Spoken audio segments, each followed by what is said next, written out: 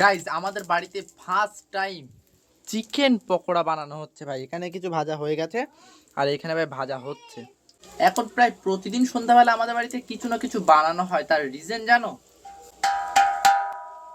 কারণ হচ্ছে এটা, বুঝলে?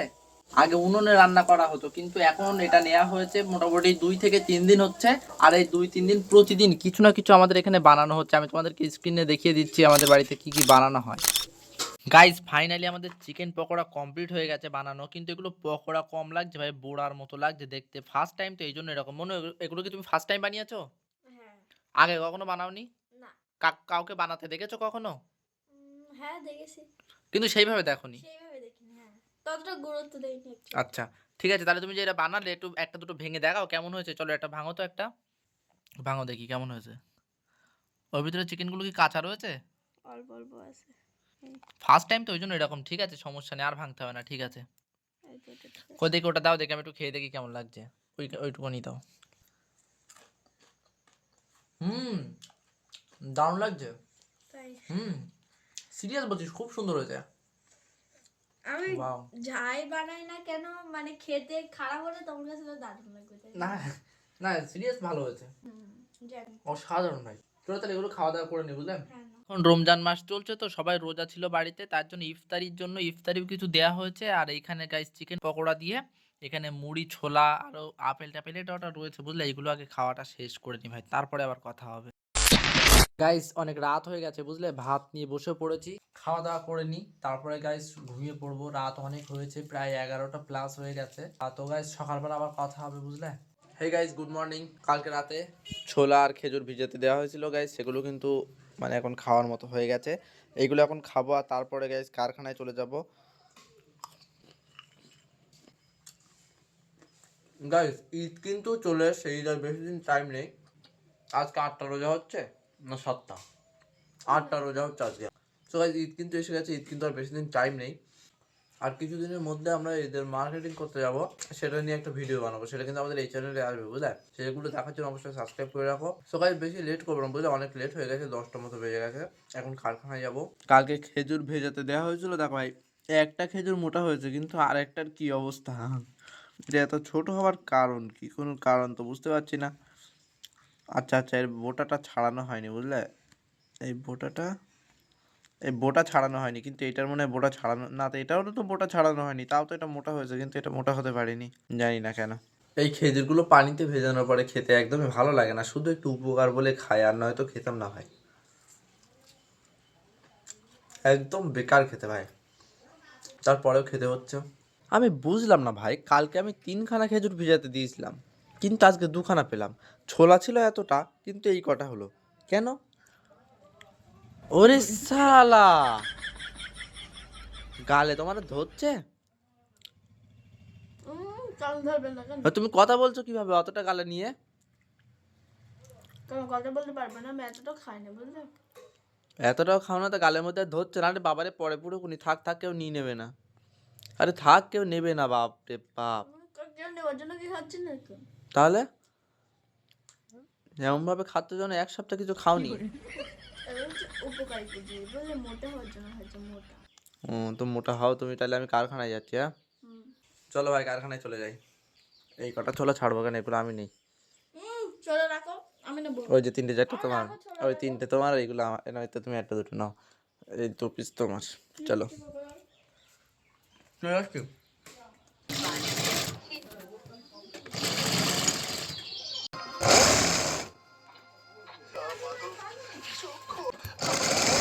গাইস ফাইনালি আমি কারখানা থেকে বাড়ি চলে এসেছি। আর এইখানে দেখো ভাই কলের কি অবস্থা দেখো, মানে আমাদের কলে মনে হচ্ছে পানি সরছে, বুঝলে? ওই জন্য নিচে খুঁড়ে ওর ভিতরে, চলো তোমাদেরকে একটু কাছ থেকে দেখাই। খুঁড়ে ওর ভিতরে ওই যে পাইপ দেখতে পাচ্ছ, ওই পাইপের উপরে টিউব জড়িয়ে দেওয়া হয়েছে যাতে পানি না সরে, বুঝলে? এখান থেকে মনে হচ্ছে লিকেজ হচ্ছে, এতটা খোঁড়া হয়েছে এখানে। এখানে প্রথমে কাদা দেওয়া ছিল, কিন্তু তারপরেও পানি সরছিল। পানি মানে ওইখানে প্রথমে ভাবা হয়েছিল যে ওই গোড়ায় মনে হচ্ছে লিক, কিন্তু না ভাই, লিকটা রয়েছে ভিতরে, বুঝলে? ভিতর থেকে পানি সরছে। তো ভাই চলো গোসলটা করে নি, বুঝলে? 1টা বেজে গেছে, গোসল করিনি আমি, এখন এক্ষুনি বাড়ি এলাম কারখানা থেকে, গোসলটা করে নেব, তারপরে খাওয়া দাওয়া করে নিই। এইবার ভাই আম গাছের বোল দেখো ভাই, আম গাছে কতটা করে ফুল ধরেছে, আম গাছে কোনো পাতা দেখা যাচ্ছে না, কিন্তু এরকম গাছে ফুল ধরলে আমি শুনেছি বুঝলে, মানে আম গাছে এত ফুল ধরেছে, আমাদের লিচু গাছে এত ফুল ধরেছে, এটা হচ্ছে লেবু গাছে ফুল ধরেছে, আর এত এত ফুল ধরলে নাকি ঝড় বৃষ্টি হওয়ার সম্ভাবনা বেশি থাকে। দেখা যাক ভাই, এবারে যদি কোনো রকম ঝড় বৃষ্টি হয় তাহলে ভাববো যে হচ্ছে এটা সত্যি কথা। মানে প্রচুর জোরে ঝড় বৃষ্টির কথা আমি বলছি, এমনি সাধারণ ঝড় বৃষ্টি হয়তো হবে কারণ সামনে বর্ষা, কিন্তু প্রচুর জোরে যদি হয় তাহলে ভাববো যে এটা সত্যি কথা, নয়তো এটা মিথ্যা কথা। দেখা যাক, চলো ভাই গোসলটাকে করে আসি। কিন্তু এরকম গাছে ফুল ধরলে আমি শুনেছি বুঝলে, ঝড় বৃষ্টি হওয়ার সম্ভাবনা বেশি থাকে। ভাই আমি এখানে ভাত খেতে বসেছিলাম ভাই, সবে শুধু ভাতে হাত দিয়েছি ভাই, তারপর ভাই দেখি কি হয়ে গেছে ভাই, ভূমিকম্প একদম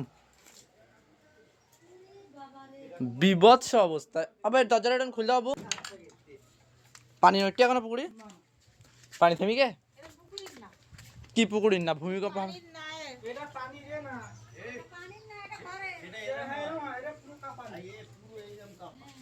বাপ রে বাপ। তোমার ভাই লিখি প্রথমে আমি মনে করলাম হচ্ছে কেন ইয়ার কি মেয়ে চাঁচি খাট কি করে নাড়া দেবে ইয়ার কি মেরিয়ে, পানি মোটেও নড়েনি। সর্বনাশ যে। আমি জানি না ভাই ভিডিওটা আমি কবে আপলোড করব, কিন্তু ভাই বিশ্বাস করো আজকের দিনটা আমার ভাই সারা জীবন মনে থাকবে। ভয়তে পুরো জাহান একদম কেঁপে উঠেছে। মানে আমি খাটের উপরে বসে আছি, আমার প্রথমে মনে হলো যে কেউ যেন আমার সঙ্গে ইয়ার্কি মেরে খাট নাড়াচ্ছে, তারপর ভাবলাম যে আরে ভাই সম্পূর্ণ বাড়িটাই তো নড়ছে। মানে এইটুখানি মানে কতক্ষণ হয়তো 2 সেকেন্ড 3 সেকেন্ড মতো হবে, আমি জানি না ভাই, খবর দেখার পরে বুঝতে পারবো। কিন্তু এই 2-3 সেকেন্ডে ভাই টোটাল পাড়ার লোক এক জায়গায় হয়ে গেছে ভাই। প্রথমে আমি ফোনটা বাইরে নিয়ে যেতে পারিনি, আমি মানে তাড়াহুড়োর ভিতরে বেরিয়ে গেছিলাম, তো তারপরে নিয়ে গেছিলাম, সবাই আসাতে চলেও গেছিলো। বাপ রে বাপ, খুব ভয়ঙ্কর অবস্থা। কলের চারি সাইডটা মাটি দিয়ে ভরে দেওয়া হয়েছে, আর ওর ভিতরে সিমেন্ট মাটি দেওয়া হয়েছে যেখানে লিকেজ হচ্ছিল। আর দেখো ভাই কলের গোড়ায়ও কিন্তু সেখানে সিমেন্ট মাটি দেওয়া হয়েছে, আর ভিতরে পাইপের গায়ে সিমেন্ট মাটি দিয়ে এঁটে দেওয়া হয়েছে। তারপরে এখানে সে মাটিগুলো ছিল, সে মাটিগুলো এখানে ওর উপরে আবার দিয়ে দেওয়া হয়েছে। এখন কলটা কিছুদিনের জন্য টানা যাবে না, তার জন্য এখানে দড়ি দিয়ে বেঁধেও রাখা হয়েছে, কটা দিনের মানে গোড়াটা ভিজানো যাবে না বুঝলে, তারপরে ঠিক হয়ে গেলে আবার টানা যাবে। আমাদের এই কুলতলায় ভাই কতটা পরিমাণ কুল পড়ে রয়েছে দেখো ভাই, চারিদিকে একদম কুল।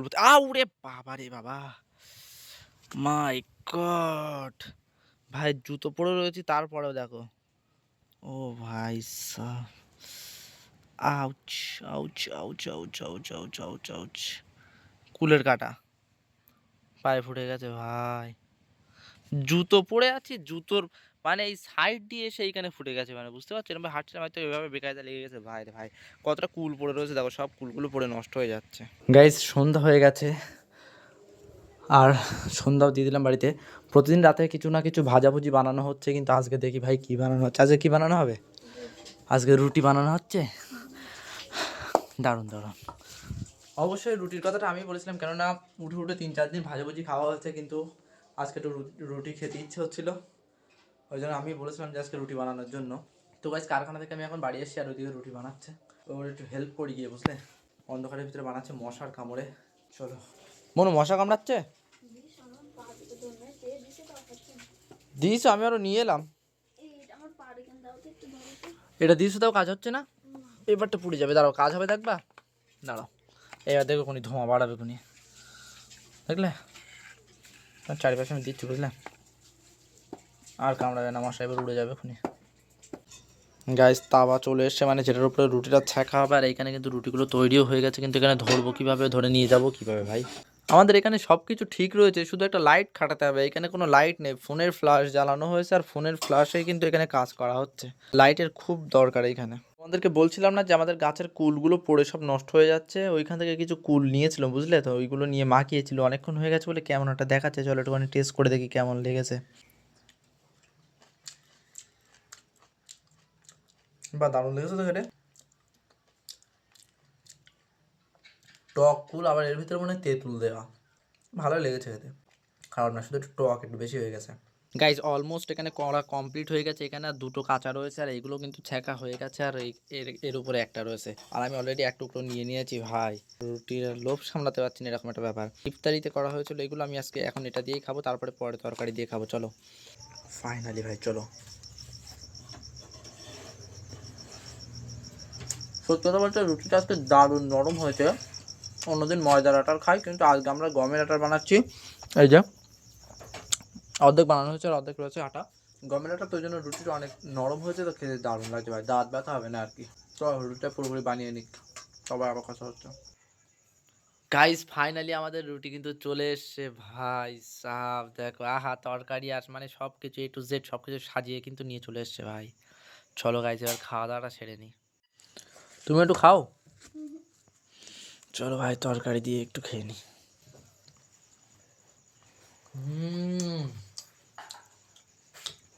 দারুণ লাগে এটা। সো গাইস ফাইনালি আমাদের খাওয়া দাওয়া কমপ্লিট হয়ে গেছে বুঝলে। তো গাইস খুব তাড়াতাড়ি আমরা ঈদের মার্কেটিং করতে যাব, আর সেই ভিডিওটাও আমার এই চ্যানেলেই আসবে। তো তোমরা অবশ্যই সাবস্ক্রাইব করে নাও যদি চ্যানেলে নতুন হয়ে থাকো। নতুন হয়ে থাকো বলতে গাইস তোমরা সবাই নতুন, কারণ আমার সাবস্ক্রাইবার খুবই কম, 119টা মাত্র সাবস্ক্রাইবার। তো আমার একটা চ্যালেঞ্জ ছিল যে আমি নিজেই চ্যালেঞ্জ দিয়েছিলাম যে 2027 সালের ভিতরে আমার এই চ্যানেলটা মনিটাইজ করবো, আর সেখান থেকে আমি কিছু আর্নিংও করবো গাইস, এটা একটা চ্যালেঞ্জ ছিল। আর দেখতে দেখতে এই মাসটাও শেষ হয়ে গেছে, মানে যাচ্ছে আর হয়তো একদিন রয়েছে, 2 দিন রয়েছে, এরকম টাইম, বেশি টাইম নেই। জানুয়ারি শেষ হয়ে গেল, ফেব্রুয়ারি শেষ হয়ে গেল, মার্চ চলে এসছে। তো গাইস আর কিন্তু খুবই কম টাইম আমার হাতে বুঝলে, একটুখানি সাপোর্ট করো তোমরা, সাবস্ক্রাইব করে নাও, ভিডিওটা লাইক করে দাও, পারলে বন্ধুর কাছে শেয়ার টেয়ার সব কিছু করে দাও। তো গাইস দেখা হবে এরকম কোনো একটা ইন্টারেস্টিং ভিডিওতে। আজকের মতো বাই।